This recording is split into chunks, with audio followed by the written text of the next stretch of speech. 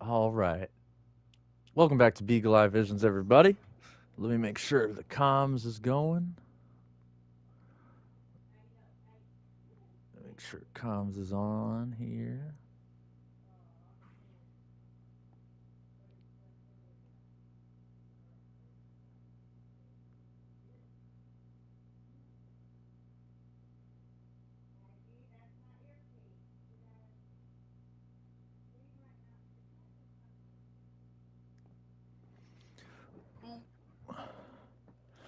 All right, give me 1 second here. Give some time to get everybody tuned in.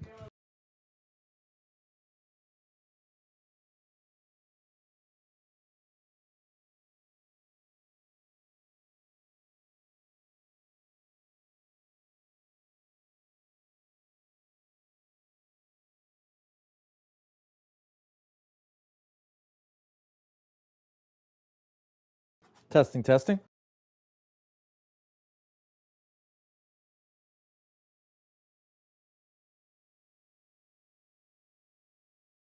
Okay, we are in. Comms is good. Gonna do some going back to the Satanism in modern gaming. Last episode we talked about the tenets of Satanism. We talked about the statements of Satanism and the sins of Satanism. Got a little bit into MK Ultra. Discussed about trauma-based mind control. We're going to get more into that. I'm going to just do a short description of all of the governmental CIA operations that I discussed last episode. In case for those of you out there who have not heard of these cases, talked about started getting into Eminem, some of his career. Oh shoot, I need to go grab the book. Oh, is it right here? Oh no, it's over on my desk. All right.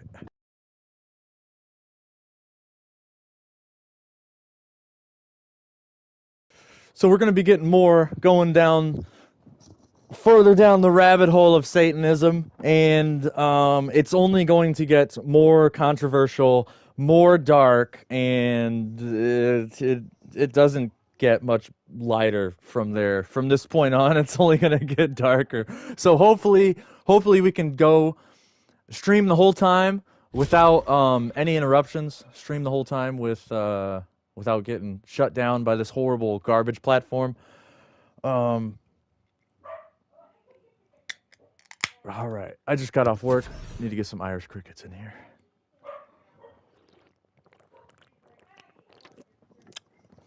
Welcome back, everybody. Welcome back. So, left off about talking about the allegorical ideas of the film. What was it? Full Metal Jacket. That's where we left off. So, where did I? Page 205. So we talked about how these artists, and I guess I'll just read this whole excerpt here. It may surprise many to know that the British researcher and author David Icke, although not the obvious go-to choice on the subject, is very well informed on the manipulations of the music industry and the use of mind-controlled artists within it, as he related to me when I interviewed him for the very first Good Vibrations in late 2011. This is from the book Musical Truth Volume 1, too. More quotes out of Musical Truth Volume 1. Thank you, Mark Devlin, for writing this. All of your research that you've done. You're truly a legend. Hold on, let me get to a spot. Let me get to a safe spot where I can chill and read out of the book again. Where are we going today? This new season's been pretty cool. I've been enjoying it. There's a lot of Mirror's Edge, like you get to jump, the wall jumps,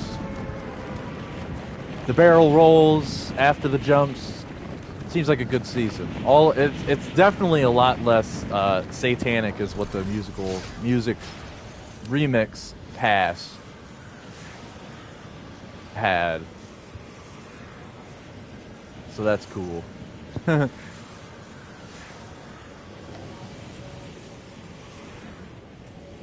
Try to get another dub.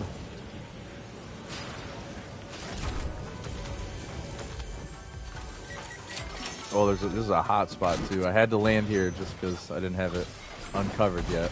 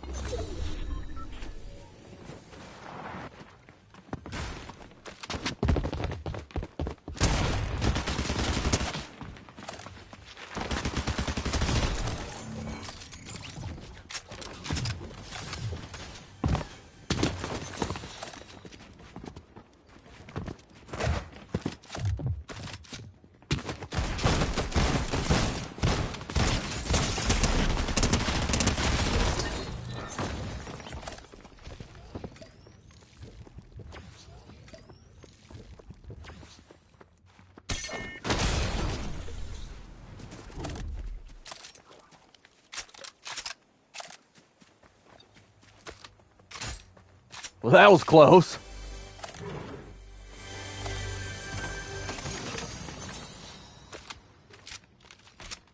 Mother of Lord, give me some health.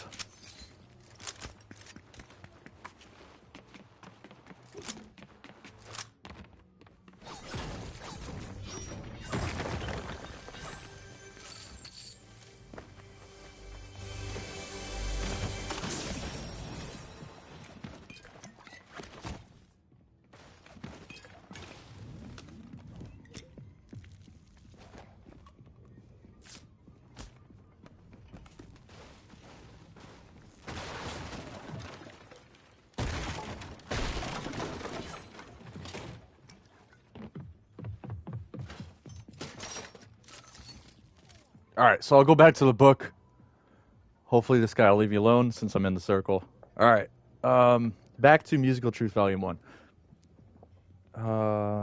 From the Good Vibrations in late 2000. This is from Mark Devlin's interview with David Icke.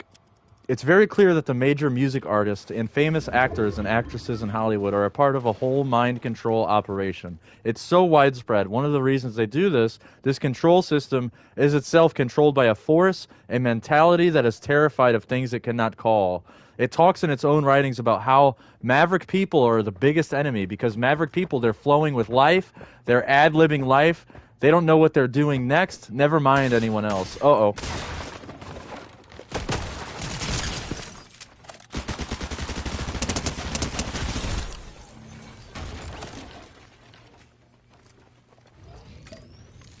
Okay. And back to the information. They are flowing with life. They don't know what they're doing next. And this mentality of the control system cannot cope with that. To use an analogy, it could not watch a football match in anything but a shaking, traumatic state unless before the kickoff, it controlled both sides and the referee and therefore knew what the score was going to be before the game started. And they used mind control people a lot for that reason. There are no mavericks in here because they haven't gotten control of their own mind, so they're entirely predictable. Keep that in mind when we move on in the future of this series. This would explain why there are now virtually no truly maverick artists, at least signed to any of the major corporations, who make any kind of individual artistic statements through their music. We've seen their like in the past, and it's doubtless a mere coincidence that the most politically and socially outspoken of them just happened to have died before that time. But where are the John Lennons, Bob Marleys, and Marvin Gayes of today's scene, populating the industry with mind control stooges who remain on, in quotes, on script is a surefire way of making sure any mass social engineering agenda doesn't get derailed and continues to go to plan. The website Vigilant Citizens has in recent years published many excellent articles detailing the symbolism that depicts mind control now being routinely placed in the videos of A-list music artists. Exactly the same symbols that can be seen in advertisements in movies and TV shows and at major public events such as the Grammys, the MTV Awards, and the Super Bowl halftime shows. Taking taking things way beyond the realms of coincidence, it has become abundantly clear that the forces controlling the entertainment industry as part of the dark religion feel the need to encode what they're doing into works of popular culture in the forms of signs and symbols which can be readily absorbed by the subconscious mind.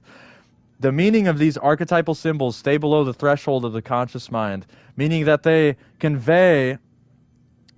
what they convey is never properly computed, but they continue to work away, having a subliminal effect. The reason they feel the need to let us know what's going on, albeit in this underhand and devious manner, is all to do with the universal concept of consent and free will. This is a very far-reaching subject area, which we'll get into in the next chapter. No, we won't, because I'm not reading this entire book to you guys, and which I would urge all readers to take a look at in order to understand the full picture.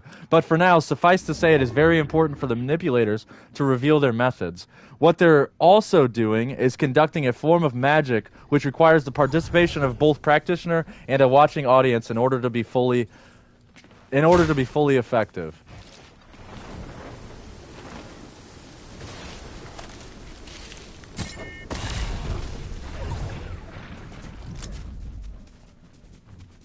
All right, so I'll get back to my notes once I get in the storm.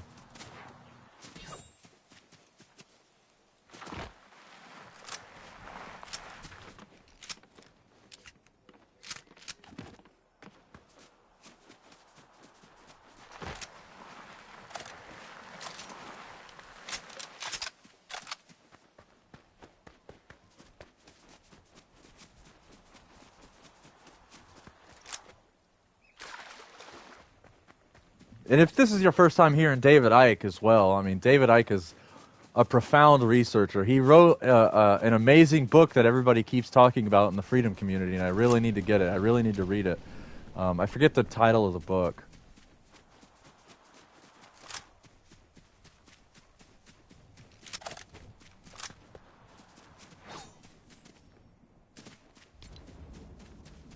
It might be Human Race Get Off Your Knees. That might be, maybe that, is that by David Icke? I can't remember off the top of my head.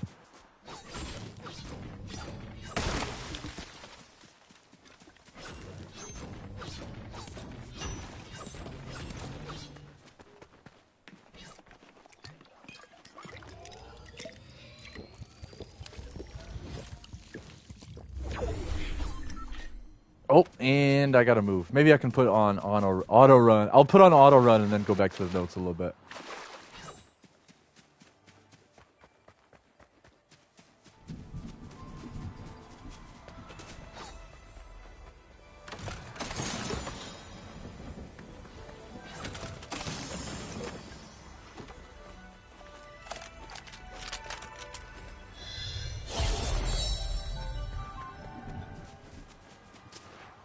Ooh, I want to go get that crown. It's probably not worth it.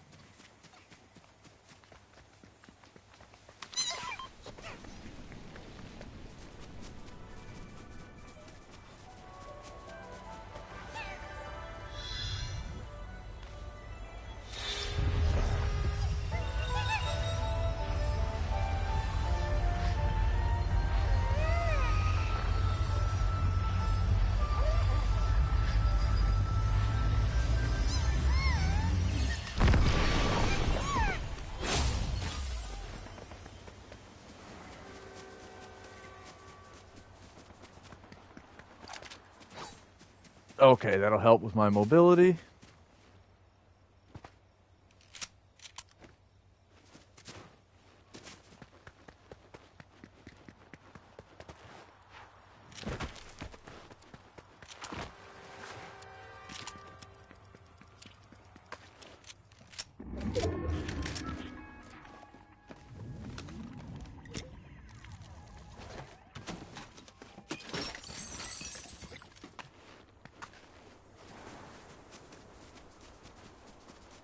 That's freaking Snoop Dogg's gangster sled over there.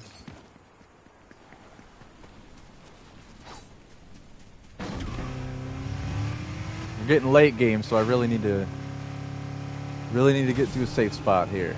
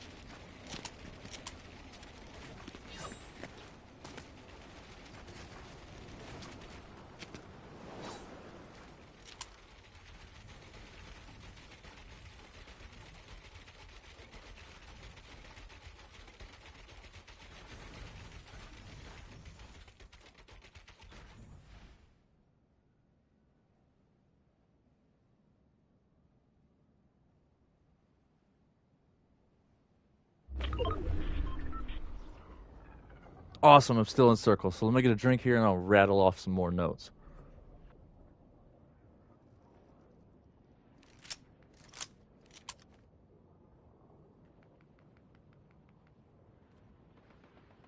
Since I mentioned a few governmental programs last episode, I'm going to briefly describe the few that I did mention. So one of the ones I mentioned was Operation Paperclip. It was a secret United States intelligence program. 16 or no, oh man, my handwriting. 1,600 Germans, scientists, engineers, and technicians were brought to America between 1945 and 1959. Directly after World War II, these Nazis were given employment by the U.S. government. Many selected scientists were involved in the Nazi rocket program, aviation, or get this is the real clincher right here, chemical/biological warfare. I mean, think about what just happened in 2020. What just happened? It was a whole, unknown virus that was, so it was, you could say it was biological warfare. You really could say that, or chemical warfare, biological warfare, whatever. And so those who do not study history are doomed to repeat it, and we continue to repeat history on a daily basis. It's so absolutely deplorable. It's irreprehensible. So anyways, so that was one of the rabbit holes that I mentioned. Definitely, I highly recommend you do research into that. And then another one is MK Ultra. Project MK Ultra was a human experimentation program designed by this. What was that? Let me get in the more in the middle of my one by here. A human experimentation program designed by the CIA, Central Intelligence Agency. The goal was to find drugs that could weaken inhibitions and force confessions through brainwashing and psychological torture. It stands for Mind Control Ultra. Control with a K because of its Germanic roots. It's got German roots in it. That's they spelled control with a K. So MK Ultra is Mind Control Ultra with a K, and that's because of the German Nazi pieces of scum that were employed by our very own government. I say very own government because I'm in America currently. Unfortunately.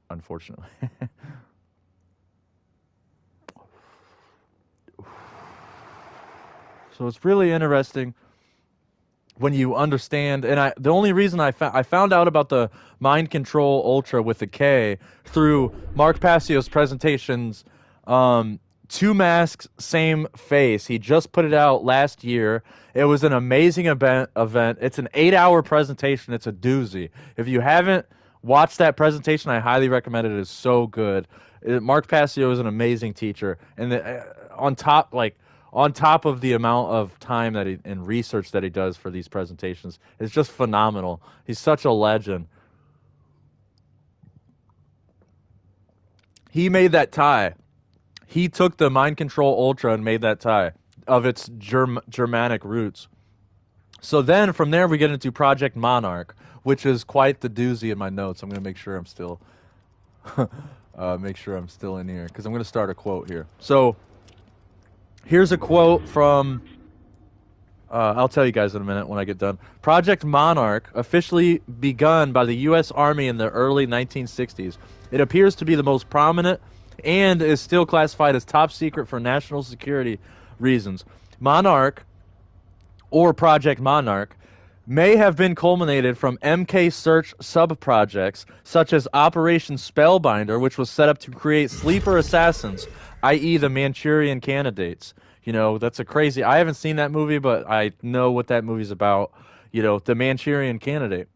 Who could be activated upon receiving a keyword or phrase while in a post-hypnotic trance. Operation Often, a study which attempted to harness the power of occultic forces, was possibly one of several cover programs to hide the insidious reality of Project Monarch. And that was a direct quote from CIA and Project Monarch, A Full History by Ron Patton. And I think I'm not. Don't quote me on this, but I think that book is mentioned in the Musical Truth volume 1 that I just read from. Oh man, there's so 3 people left. Late game. I'm gonna have to go grab this Cadillac.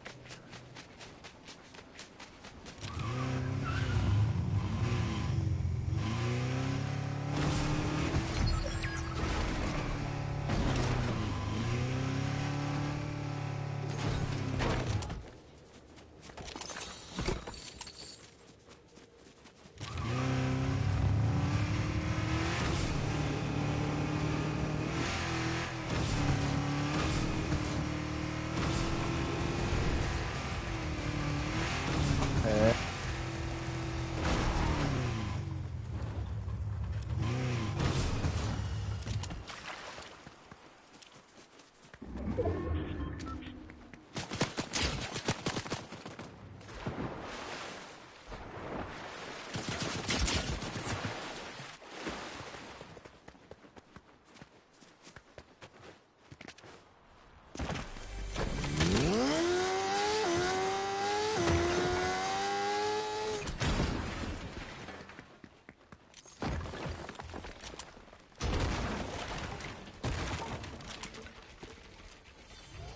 The clown shoes actually hit me. What a wuss.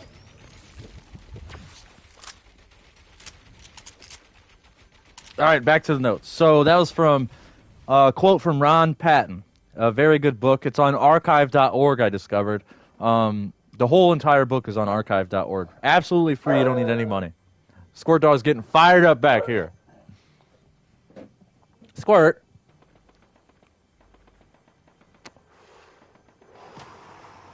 So I could spend an exponential amount of time dissecting.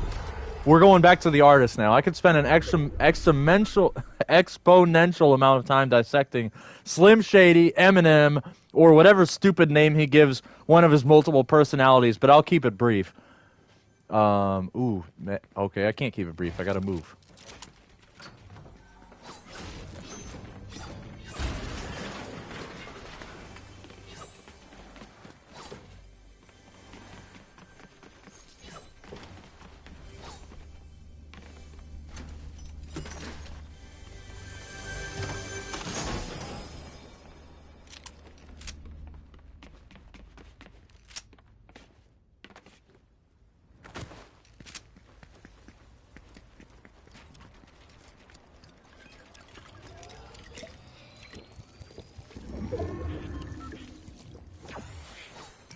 Oh. I gotta move, got to keep on moving. Yeah, I'm not gonna spend too much time dissecting these artists' lyrics, but it's definitely worth mentioning.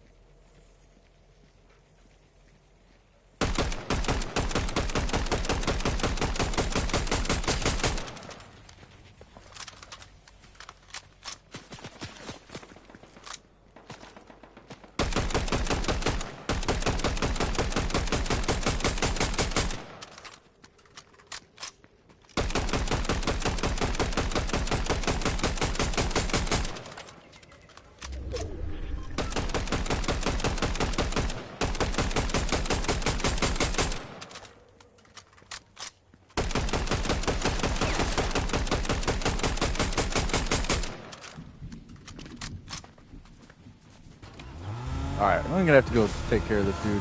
Maybe we'll win, maybe I'll lose. Who knows? We'll find out.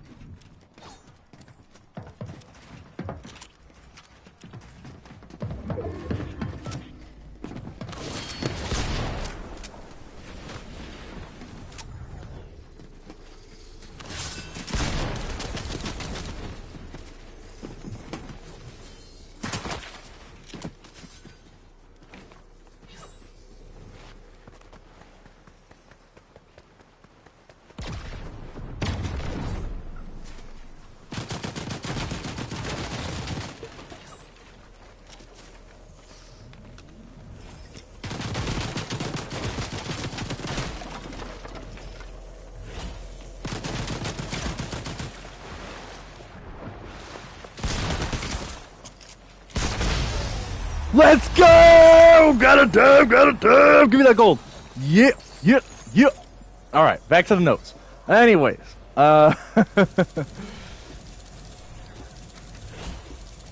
so... No, there was another part. There was another part I was supposed to... Oh, no, okay, so... Oh, there's no ready up? Man, my coworker was just complaining about this.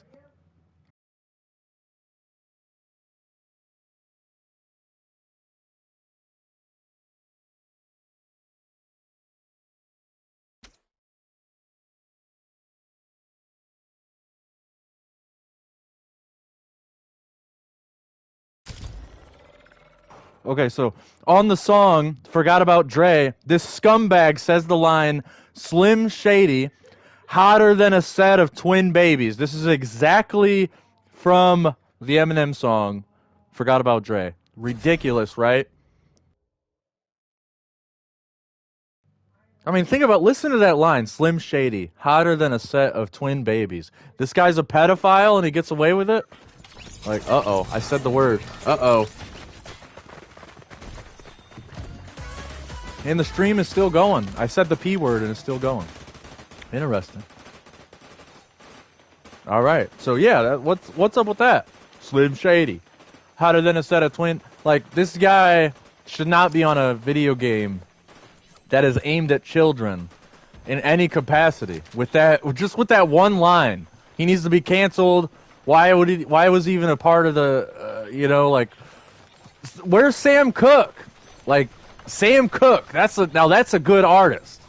He writes some bars, man. Sam Cooke knows how to write a good song. Where is Sam Cooke's skin on here? Why can't you buy a Sam Cooke skin? It's ridiculous.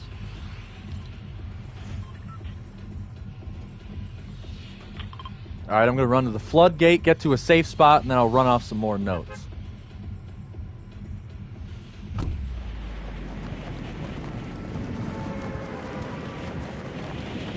It's going to be sweaty again since I got this crown. So I'll just play it like I did the last round.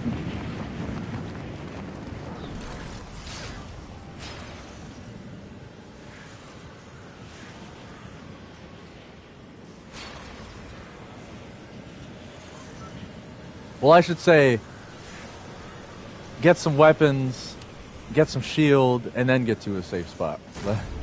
That's probably a much better idea.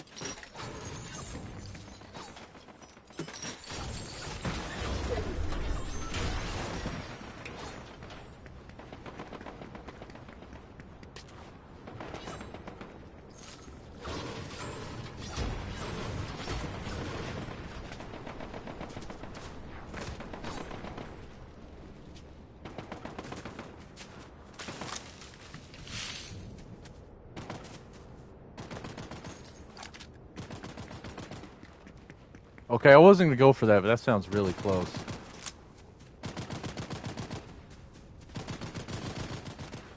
Did they teleport? Go down one of these, I guess?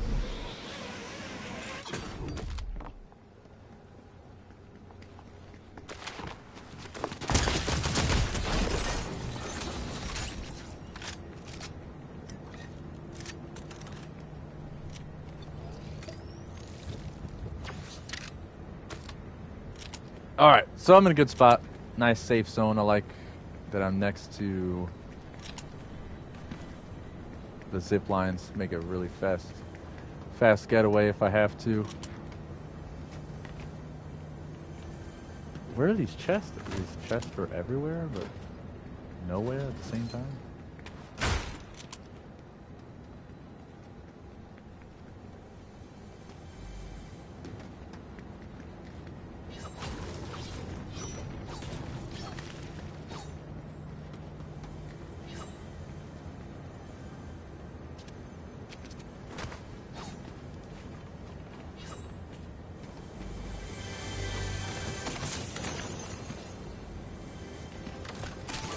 Oh, yes. This is definitely where I parked my car. Yes. Ooh, I love that gold. I love that gold.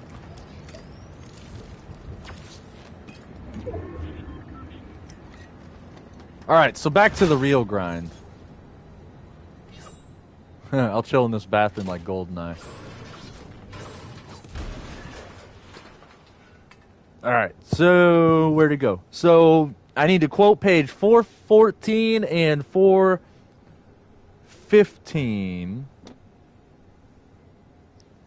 Because I broke down, I got into Slim Shady, you know, the predictive programming of that music video, Toy Soldiers, that he did.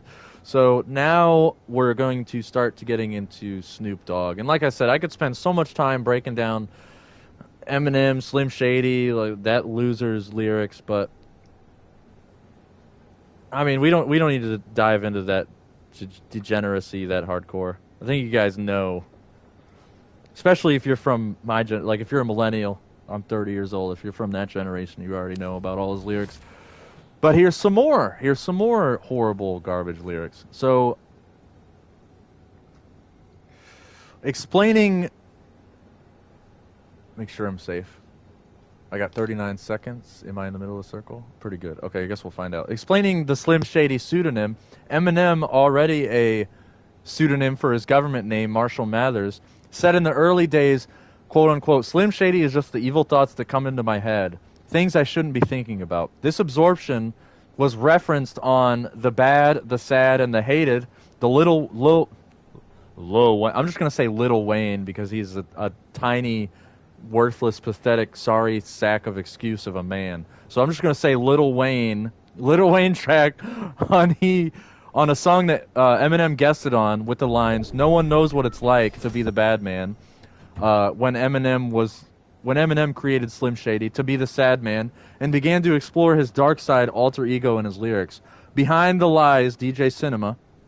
No one knows what it's like to be hated. He really started to connect with people across the world, to be faded, but the violence, rape, and murder in his lyrics, to telling lonely lies, have outraged just as many people as they won over. So what I just read from the song, I don't know if it does that in the song, but it says no one knows what it's like to be the bad man. And then in parentheses, when Eminem created Slim Shady. My brother used to listen to that song all the time. It's been a long time since I've heard it. But I hope that made sense when I read it to you guys. The debut album's second single was Guilty Conscience. It portrays 3 scenarios in which Dr. Dre appears as the voice of each individual's morality, while Eminem portrays their dark side, coercing them into robbery, murder, and date, rape. By the end of the track, Dre's voice of reason is turned dark too, and he also advocates murder. The chorus hook runs, these voices, I hear them, and when they talk, I follow, I follow, I follow. Wow. Very, very classy, Eminem and Lil Wayne. Freaking clown. Both clown shoes, dude. Garbage human beings. Elsewhere on the album, Eminem takes his 3-year-old daughter along with him to a lakeside on 97 Bonnie and Clyde where he dumps the body of her mother, whose throat he has slit, as well as that of her new lover and his baby son, getting his daughter to help him tie the rocks to her mother's foot to help weigh her down. Equally telling as to the agenda that was being slowly unfolded as, quote-unquote, bad meets evil, where Eminem talks of being a ghost that inhabits rapper Royce da 5'9's head. So here's another quote. Trapped him in his room, possessed him and hoist his bed, till the evilness flows through his blood like poisonous lead. Told him each one of his boys is dead. I asked him to come to the dark side. He made a choice and said. So that another very classy Eminem, Slim Shady, one of his stupid multiple personality. It's because it's so healthy to have multiple personalities, right? It's so healthy to have multiple personalities, and then put an artist who has multiple personalities into a children's video game, right? Like that's, man, very classy. Stay classy, Epic Games.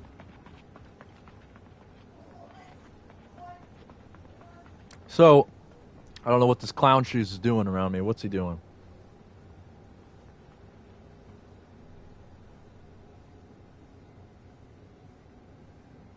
So from there, page 415 out of the Musical Truth, then we started getting into Snoop Dogg, and I'm going to do notes on Snoop Dogg. Or no, I did notes on Snoop Dogg already, so I guess I don't know what I'm talking about. A similar scenario was depicted on the track Murder Was the Case on Snoop Doggy Dogg's 1993 album Doggy Style. The common denominator between... Hold on. This freaking retard.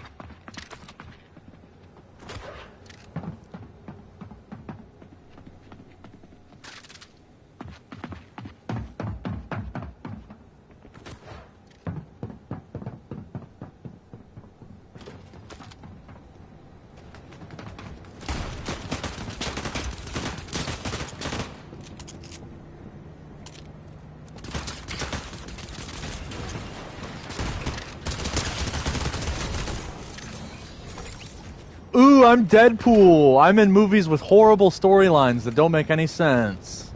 And every single joke is just D-I-C-K and fart jokes. Wow. And how many children went to go to the movie theater with their parents to go see Deadpool, right? Like, that's horrible. Just horrible. It's all over. This nefarious degeneracy is just it's in everything. It's all over. It's in the media. It's in the music industry. It's in video games. I mean, it's just everywhere. That's why we need to talk about it. You got to be vigilant.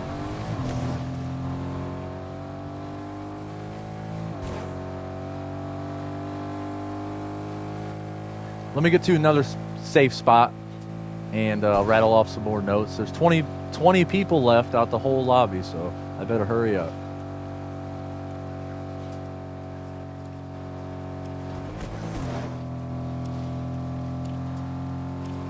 Like I said, these videos are literally just scraping the surface on Satanism and allegory and film and hitting on a lot of really good topics.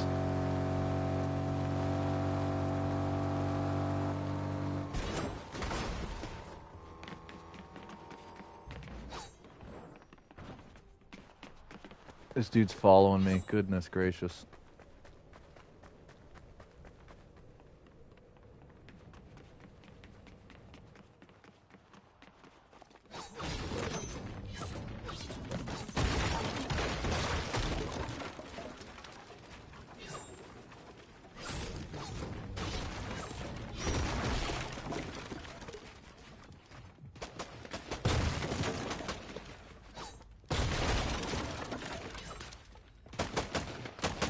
All right, I'll let them fight, and hopefully, yeah, let them fight. I'm going back. Oh, he just...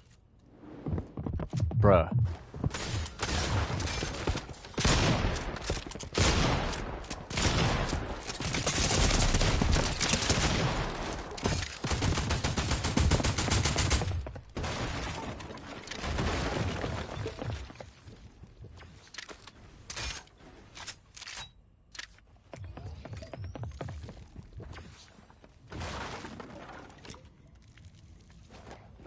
Well, that was intense.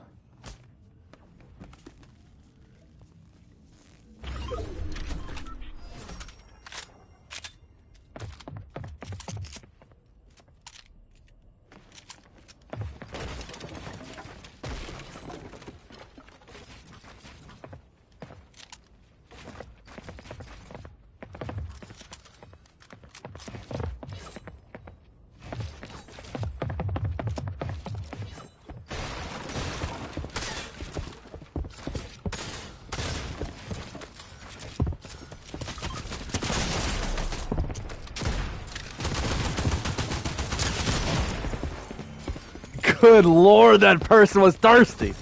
All right. I don't know if I should run another one or just stick with the notes.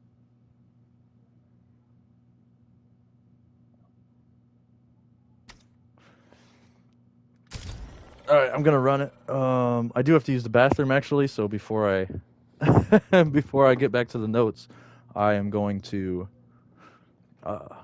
take a bathroom break.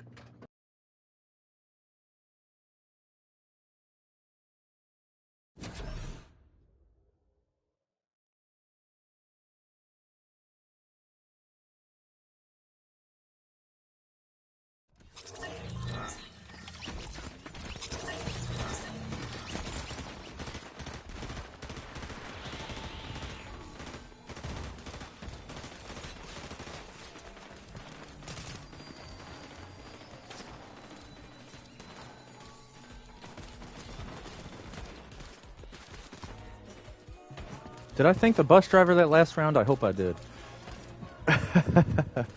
Alright, yeah, we're almost at the hour mark. I tried to do all these notes in less than an hour, too, so we're doing perfect on time.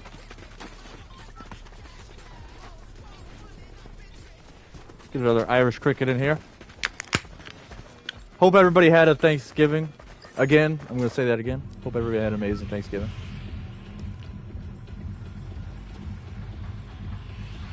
I certainly did. So good. Still bragging about that turkey, man. That turkey was cooked to perfection. Gonna keep knocking all these locations out. And then I'll do the shield, find a gun, find a shield. Find a good spot to sit, hole up. In the book, this book also dives into the degeneracy of Lady Gaga and Britney Spears and Madonna, and I mean, there's just so many artists. Dolly Parton. Wake the Dead podcast touches on the countryside of the music industry. Who else? Mark Devlin does an amazing presentation on, like Dave Grohl and Nirvana and some of the other musicians. This is a hot drop. Oh man, I'm not ready for this.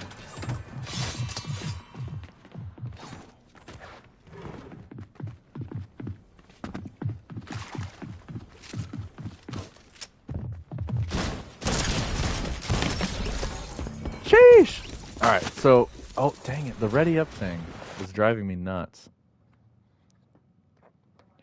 So, I got that location discovered. Alright, where did I leave off? 1993, Doggy Style.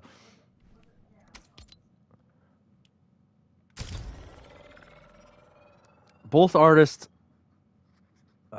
Doggy Style, the common denominator between Snoop Dogg and Eminem being that both artists are credited as having been discovered by Dr. Dre, who executive produced both albums. The track depicts Snoop being critically shot in a drive-by shooting, which echoes the real-life incident that occurred during the recording of Doggy Style, in a rare case of apparent predictive programming occurring after the event rather than before.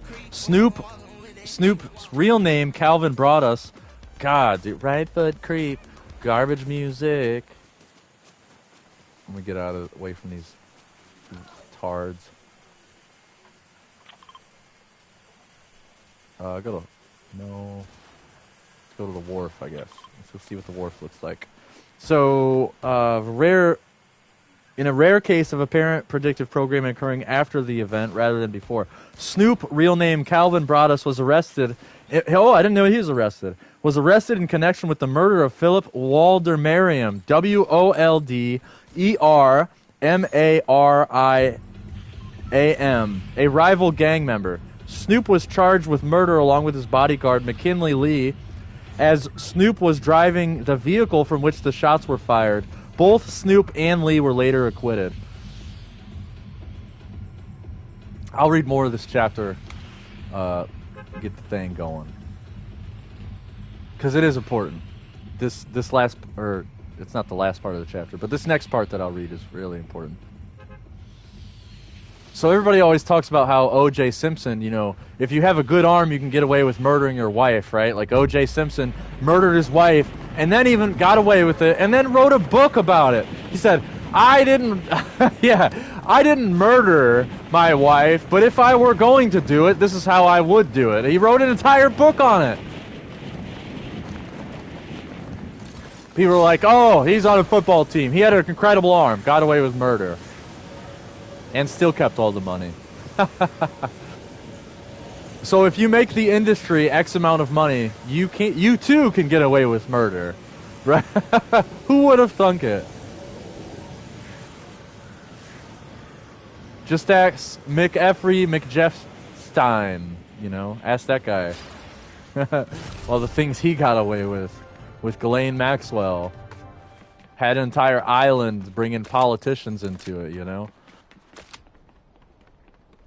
Yeah, you can come to my island if you pay for this $43,000 investment for my friend Dieter Sachs over here, like Goldman and Sachs.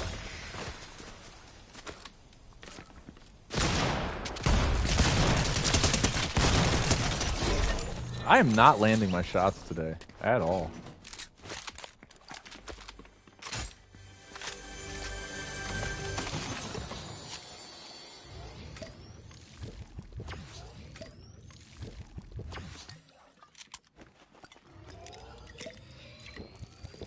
Got a green rifle right here. How does Morris know? Morris Kid, did you tune in?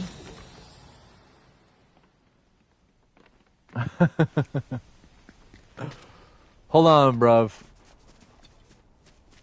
This is the last round, and then I'll send out the invites to get the grinding going. We'll get some grinding going.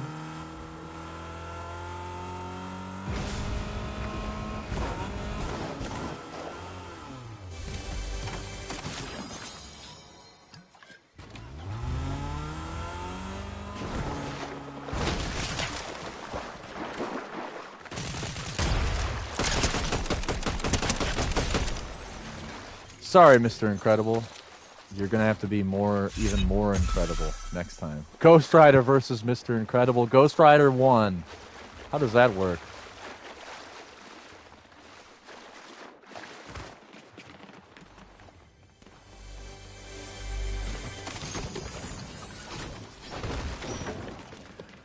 Alright.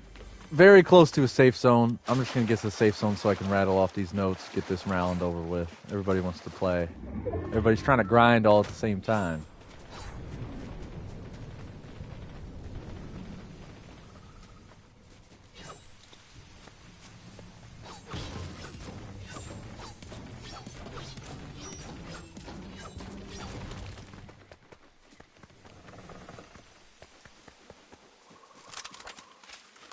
Alright, so I'm actually gonna chill in this bush, finish off this chapter.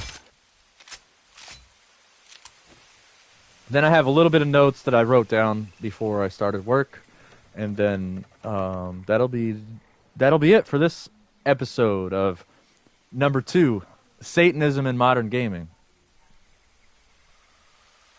So on the song "Murder Was the Case," Snoop is in a coma and on the brink of death when he is visited by a demonic entity who offers to restore him to life and...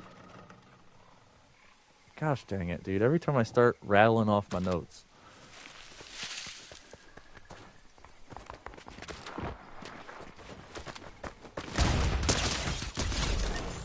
Ha ha ha ha! Ice Spice!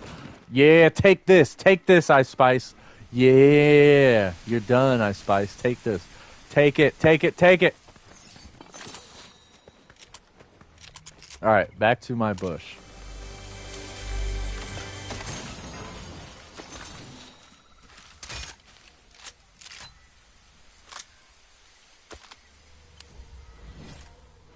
Dang it, let me finish my notes, people. Alright, Snoop is in a coma, demonic entity who offers to restore him to life and grant him all of his wishes. But all on the condition that he remembers, quote-unquote, "that ass is mine." Sorry for cussing, this is the first time in this stream. The following year, a short film directed by Dr. Dre and the Fab Five Freddy, was released, also entitled "Murder Was the Case." In the narrative, Snoop dies but is resurrected after making a deal with the devil. And I'm also, since I'm a fan of Cypress Hill, I didn't want to tear Cypress Hill apart, but I think this is important and noteworthy. Dr. Dre appeared with Cypress Hill frontman Be Real on a 1997 track, tellingly titled "Puppet Master," laden with imagery straight out of a horror movie. Dre appears as a demonic skeleton in a Pope's Mitra hat, with Be Real as a honored, clawed, and bearded depiction of Baphomet/Pan, or the devil, and in his regular guise looking much like Church of Satan founder Anton LaVey. Cypress Hill has released their album Black Sunday a few years before. Although most of their songs were about smoking weed, the sleeve image offered more horror film imagery showing a rotting skull at the foot of a gothic cemetery. And Cypress Hill is a cemetery in LA, I believe, and that's kind of where they got their name from. So another interesting thing that little tidbit reminded me of when I was in middle school, VH1 would always play music videos. Like, I would have to I'd leave my house at like 7:30 to go to school. VH1 would always play music videos. One of the predominant music videos that played constantly, it played so much it was irritating to the point where it would make your ears want to bleed, I think it was Rihanna. There's a song that Rihanna has called Disturbia. And again, right along line with all these, mainstream music artists, that they have this dark, demonic, demons all over the video. Disturbia, Rihanna or whoever sung that stupid song. Disturbia, am I scaring you tonight? Disturbia, you tonight. So she's locked in a cage, and seemingly she's lost her mind. She's locked in a cage. She's in a jail cell. The whole music video looks like a horror movie. It looks like, something you would see in The Lost Boys, which, again, is a phenomenal allegory about this very same topic that I'm talking about SRA, trauma-based mind control. It's all over Hollywood. You just have to open your eyes. You have to have the eyes to see. You have to spend time and pay attention. Otherwise, you'll miss it. So let me get back to a safe spot here. I'm almost done with my notes. Thank you if you made it this far, everybody. If you want to support the channel, use code BeagleEyeVision at w.gg, or you can just Cash App BeagleEye, or you can look up how to become the True Media BeagleEye fundraiser on what's it called? GoFundMe. Yes, it's called GoFundMe. I have a fundraiser on GoFundMe. It's 0%, and I only need 650. It's really not that much, but I'm very poor. It's at this rate, it's looking like I'm not going to be able to take the class again, unfortunately. But I don't know. Let me go back to hiding in this bush. Finish these notes off. So, there's just horror movie music videos all over Hollywood, all over with these mainstream artists. It's just totally sickening. I mean, like I said on the last episode, what about Tupac, right? Tupac's song, Changes. That song is timeless. Grandmaster Flash, The Message. That song is timeless.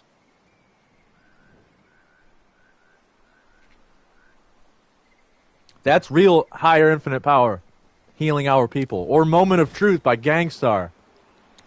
Guru, dude. Guru of Gangstar is a legend. So underrated. So, I'm going to read an excerpt from the website cheatsheet.com. And it's about the Snoop Dogg case, the Snoop Dogg trial. According to testimonies made during the trial, which started in November of 1995, the whole scenario started with gang symbols and pride.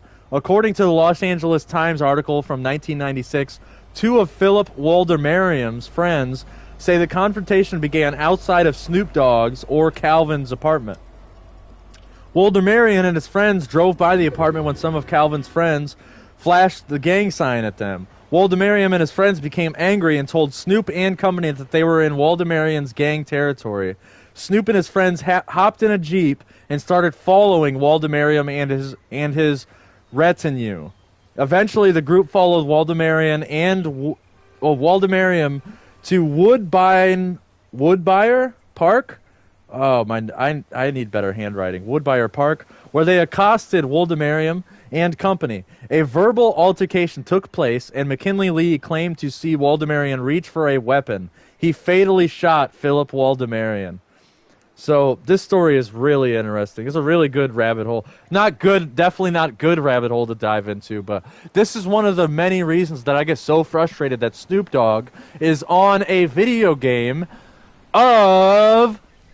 It's a video game of Battle Royale aimed at children. Like, there's no blood in this game, right? This is not a gangster game. This is not a violent video game. There's no blood. There's no depiction of violence in any capacity. So why is Snoop Dogg and Eminem blown up as deities in this, Epic Games remix event? Why are they blown up as deities? It's a mockery. It's an occult mockery. like what Mark Passio would say. So Calvin Broadus, or Brodus, I don't know how you spell his nerdy, dorky ass, very ungangster name. Calvin Broadus and McKinley Lee both claimed self-defense, even though they were the ones that followed the group in a Jeep, completely escalating the situation.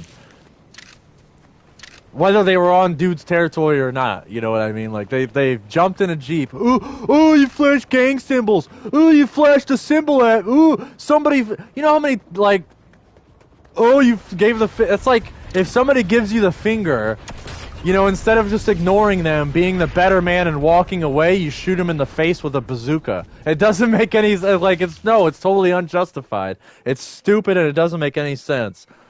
You know, this gang violence. Yeah, put these gangsters, these quote-unquote gangsters, on Fortnite, right? Very, why? What's the point? You know, that's my question. Why? Why are you putting these fake-ass gangsters on a video game aimed at children, Epic Games? That's my question. Let's make sure the stream's still going. About to break an hour. So, certain witnesses even lied to the police, claiming that Woldemarian was unarmed despite having a gun, and he did have I believe he did have a gun, according to the testimony in the police reports.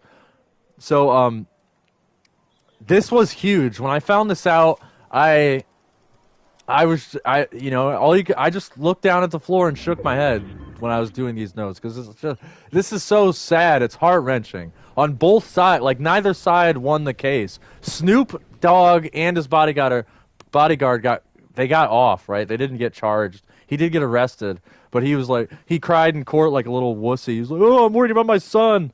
If you're worried about your son, why are you getting in a Jeep with your bodyguard and chasing somebody down if you're worried about your son? If you're worried about the well-being of your child? That doesn't sound like a good father to me. Yeah, I'm going to jump in my Jeep and go chase this, this other gang member down? Like, how pathetic are you? I mean, I guess he got away with it, so whatever. I mean, to each his own.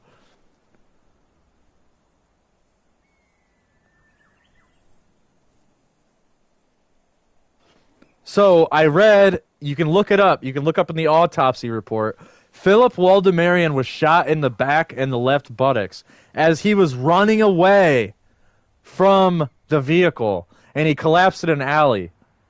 Calvin Broadus, a.k.a. Snoop Doggy Loser Dog, Calvin Broadus' debut album, Doggy Style, went on to make more than $40 million in sales, not only for Time Warner, the cable company, but also Death Row, Interscope, and Atlantic Records. So I point to the viewer and encourage you to read Musical Truth Volume 1 by Mark Devlin, the chapter titled A Certain Sacrifice, that discusses in order for an individual to gain a certain amount of fame and recognition and even money, a sacrifice must be made. I encourage skeptics to read into what happened to Jim Carrey's wife and why he has decided to retire after what happened to his wife. You know, that's a whole nother rabbit hole. That's getting into actors and stuff like that. The book covers an insane amount of research on this topic, and I highly recommend it. And like I said, I'm just diving in the surface. That was the end of my notes for today. I'm going to finish this round out. So next episode, I'm going to be diving into, who is it? Ice Spice, because I did Eminem and Snoop Dogg. Those were like the quote-unquote, the openers. So Ice Spice and Juice WRLD are next. Stay tuned, everybody. I'll run the stream out. We're going to see what happens. Me versus 6 people. We'll see what happens.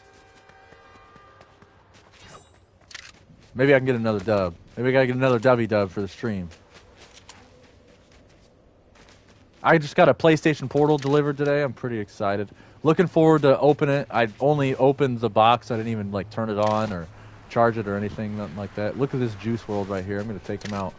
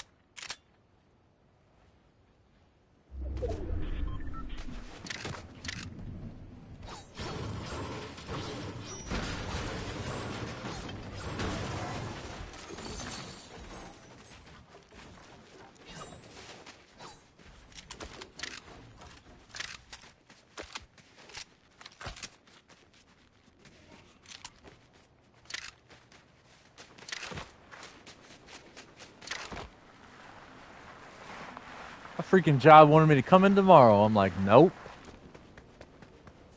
Hard pass. Even though I only got like 25 hours this week. I probably could use the hours, but nope, hard pass.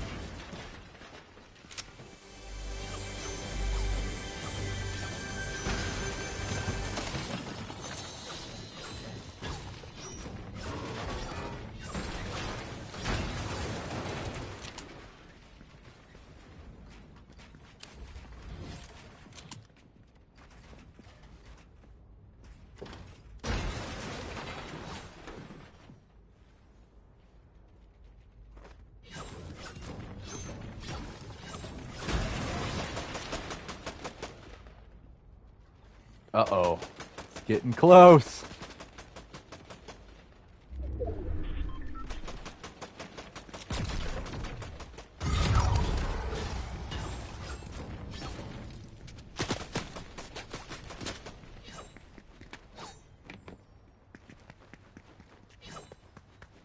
Thought I could ride that bike for some reason.